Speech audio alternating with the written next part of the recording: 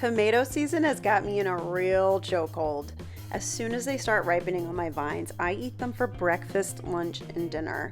You'd think I would have turned into a tomato by now, but nope, I'm still Coley, but I'm a tomato girl through and through. And I will absolutely eat a tomato straight out of the palm of my hand like an apple, but the truth is that when you have a bumper crop, you need to get a little creative.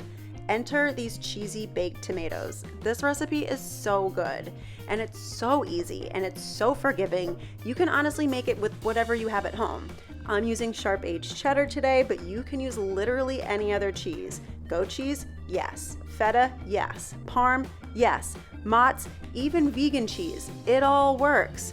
You're gonna bake them until the breadcrumbs get nice and toasty and the cheese is melty, and that's it. It's so simple, but I could eat these every damn day, and I likely will be for the foreseeable future.